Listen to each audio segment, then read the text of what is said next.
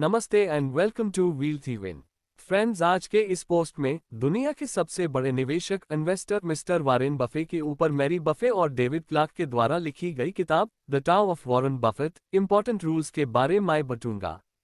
The intelligent investor और security analysis जैसी बेहतरीन फाइनेंस की किताबें लिखकर मूल्य निवेश वैल्यू इन्वेस्टिंग का सिद्धांत देने वाले मिस्टर बेंजामिन ग्राहम, जो कोलंबिया यूनिवर्सिटी में प्रोफेसर थे, से पढ़ने के लिए मिस्टर वारेन बफे अपना एडमिशन कोलंबिया यूनिवर्सिटी में ले लिया था। वारेन बफे ने अपने निवेश में मिस्टर बेंजामिन ग्राहम और मिस्टर फिलिप आर्थर फिशर के सिद्धांतों को फॉलो किया है। बेंजामिन ग्राहम का वैल्यू इन्वेस्टिंग का सिद्धांत कहता है कि जब कोई कंपनी अंडरवैल्यूड होती है, यानी कि कंपनी का शेयर जब कम मूल्य पर उपलब्ध होता है, तो उस कंपनी का शेयर खरीदिए। वहीं पर फिलिप आर्थर फिशर का सिद्धांत कहता है कि हमेशा क्वालिटी शेयर ही खरीदो।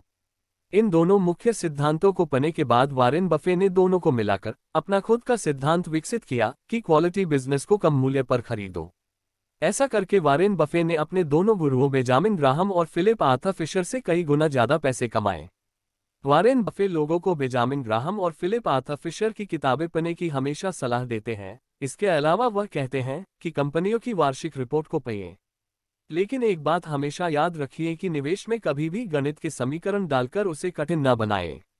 वारेन बफे कहते हैं कि अच्छा और सफल निवेशक बनने के लिए आपको गणित के बड़े समीकरण आने की आवश्यकता नहीं है। यदि आपको गणित की कुछ मूल सिद्धांत जैसे जोड़, एडिशन, घटाना, सब्ट्रैक्शन, गुणा, मल्टीप्लिकेशन और भाग, डिवीजन और प्रतिशतता, परसेंटेज तथा लाभ हानि, प्रॉफिट और लॉस निकलना आता है, तो यह बहुत है। जैसा कि हम जानते हैं कि वारेन बफे जी बचपन में न्यूज़पेपर बेचने जाते थे। वह कहते हैं कि अगर अच्छा इन्वेस्टर बनने के लिए गणित को जानना जरूरी होता तो मुझे इन्वेस्टिंग छोड़कर वापस न्यूज़पेपर बेचने के लिए जाना पड़ता। इन्वेस्ट इन लॉन्ग टर्म, लंबे समय के लिए निवेश करें। वारेन बफे बहुत ही लंबे समय के लिए निवेश करना पसंद करते हैं। इसके लिए वह ऐसी कंपनियों को ढूंढते हैं जिनके अगले 10-15 साल के बिजनेस को वह प्रेडिक्ट कर सकते हैं। उस कंपनी का शेयर 10-15 साल बाद कहां होगा, उसका अंदाजा लगाने के लिए वह उस कंपनी के उत्पाद, प्रोडक्ट और सेवाओं, सर्विसेज पर बहुत ही बारीकी से नजर रखते हैं। जैसे कोका कोला पिछले कई दशकों से अपने उत्पादों में छोटे मोटे परिवर्तन करके वही सामान बेच रही है, तो ऐसी कंपनी जिन्हें अपने उत्पाद में ज्यादा परिवर्तन करने की जरूरत नहीं होती है, उनकी रिसर्च और डेवलपमेंट कॉस्ट बहुत ही कम होती है और उस पर उन्हें ज्यादा पैसे खर्च नहीं करने पड़ते हैं। क्योंकि उनके उत्पाद वही हैं, उसमें ज्यादा परिवर्तन नहीं किया जाता है, तो उस उत्पाद के उत्पादन के लिए उसी मशीन का इस्तेमाल होता है जिसे उन्हें बार बार बदलने की जरूरत नहीं पड़ती है। इस तरह उस कंपनी के खर्चे कम हो जाते हैं। ऐसे बिजनेस कम पैसे में आगे बढ़ते हैं और उन्हें ग्रो होने के लिए ज्यादा पैसा नहीं लगता है। डिसीजन मेकिंग, निर्णय लेना, निवेश में यह बहुत ही महत्वपूर्ण है। जब हम कोई निर्णय लेते हैं तो कई बार वह गलत भी हो जाता है, लेकिन अगर आप गलतियों की डर से निर्णय लेना ही बंद कर देंगे तो आप आगे नहीं बढ़ पाएंगे। इसलिए आपको हमेशा गलत निर्णय से सीखते रहना होगा और उससे मिली सीख आपको सही निर्णय लेने में मदद करेगी। किसी बिजनेस के अंडरलाइन इकोनॉमिक्स अच्छे हैं कि नहीं, उसे ईमानदार लोग चला रहे हैं कि नहीं, और सबसे महत्वपूर्ण बात यह कि वह बिजनेस कम मूल्य पर उपलब्ध है या नहीं, यह पता करने लिए उस बिजनेस को समझना बहुत जरूरी है।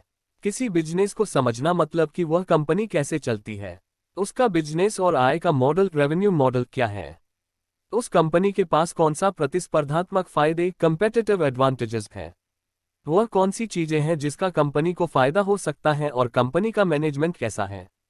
इन जैसे सारी चीजों को समझना। यदि वारेन बफे को कोई भी बिजनेस समझ नहीं आता है तो वह कभी भी उस कंपनी में निवेश नहीं करते हैं।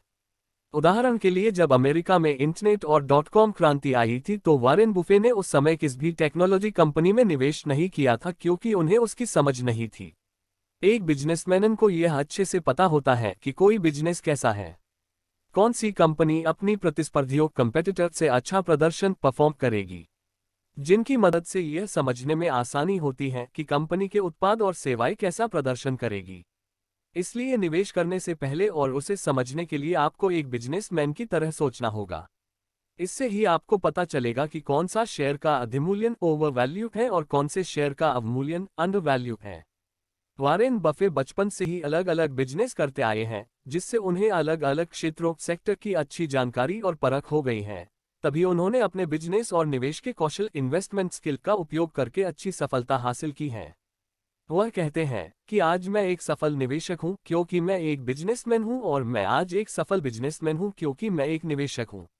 वॉरेन बफे कभी भी एक साल बाद शेयर बाजार स्टॉक मार्केट कहाँ रहेगा और एक साल बाद ब्याज दर इंटरेस्ट रेट क्या होगी के बारे में नहीं सोचते हैं और न ही उस पर अपना समय बर्बाद करते हैं। वे सिर्फ उच्च गुणवत्ता क्वालिटी बिजनेस पर ही ध्यान देते हैं और जब उन्हें उच्च गुणवत्ता के शेयर सस्ते में मिलते हैं तो वो उन्हें खरीदकर लंबे समय के लिए होल्ड करते हैं। इसी तरह उन्होंने शेयर बाजार से अरबों रुपया कमाया है। सामान्यतया लोग एक साल बाद शेयर बाजार कहाँ होगा, ब्याज दर क्या होगी आदि पर ध्यान देते हैं और बाजार नीचे चला जाएगा या बाजार खराब चल रहा है, इस डर से कई बार वे उच्च गुणवत्ता के शेयर को बेच देते हैं। उसी समय का वॉरेन बफे जैसे लोग इसका इंतजार कर रहे होते हैं कि जब लोग शेयर बेचकर जा रहे होते हैं तो शेयर सस्ते मिलेंगे और वॉरेन बफे तभी शेयर खरीदते हैं। वे कहते हैं कि आपको अमीर बनने के लिए कुछ ऐसे ही अवसरों को ढूंढना होगा। वॉरेन बफे कहते हैं कि आपको एक सफल शेयर बाजार का निवेशक बनने के लिए 40-50 कंपनियों के शेयर को खरीदने की जरूरत नहीं होती है। आपको कुछ ही कंपनियों में शेयर खरीदने के बाद एक नियत समय अंतराल में अपने निवेश के फंडामेंटल और ग्रोथ की समीक्षा रिव्यू करना होता है। यदि आप अलग अलग कई कंपनियों के शेयर खरीद लेते हैं तो आप सारी कंपनियों की समीक्षा नहीं कर पाएंगे और उसे ट्रैक करना आपके लिए मुश्किल बन जाएगा। इसलिए वह कहते हैं कि 40-50 स्टॉक खरीदने से अच्छा कुछ गिने चुने उच्च गुणवत्ता वाली कंपनियों के ही शेयर खरीदो और यही आपको अमीर बनाने के लिए काफी है।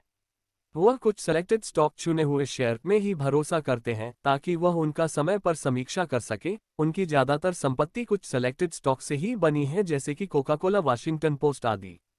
प्राइसेस इज वॉट यू पे and value is what you get, यानी जो आप जो भुगतान करते हैं वो मूल्य होता है और जो आपको मिलता है वह असली कीमत वैल्यू होती है। आपको यह हमेशा यह ध्यान में रखना चाहिए कि किसी शेयर के आप कितना पे कर रहे हैं और उस पर आपको कितना वैल्यू मिल रही है। वॉरेन बफे कहते हैं कि हमारा फोकस इस बात पर होना चाहिए कि कैसे हम कम पैसे लगाकर ज्यादा से ज्यादा पैसे बना सकते हैं। इसलिए वॉरेन बफे को चाहे कोई शेयर खरीदना हो या एक जोड़ी मोजे, वह हमेशा ज्यादा कीमत की चीजें कम पैसे में खरीदते हैं। यदि कोई बिजनेस अच्छा प्रदर्शन कर रहा है तो आज नहीं तो कल उसके शेयर का मूल्य जरूर उस बिजनेस को प्रदर्शन को फॉलो करेगा। अगर कंपनी के फंडामेंटल अच्छे हैं और कंपनी की अर्निंग में अच्छी ग्रोथ हो रही है तो शेयर के मूल्य भी लंबे समय में बिजनेस की ग्रोथ को फॉलो करेगा। कम समय में बहुत सारी समस्याएं होती है, इसलिए ज्यादातर कंपनी के शेयर मूल्य कंपनी की ग्रोथ रेट के बराबर आने में थोड़ा सा वक्त लेते हैं। आपको हमारी यह वीडियो कैसी लगी हमें कमेंट के माध्यम से जरूर बताएं। इसी तरह की और वीडियो के लिए हमारे चैनल को सब्सक्राइब जरूर करें। सीखते रहें, बढ़ते रहें।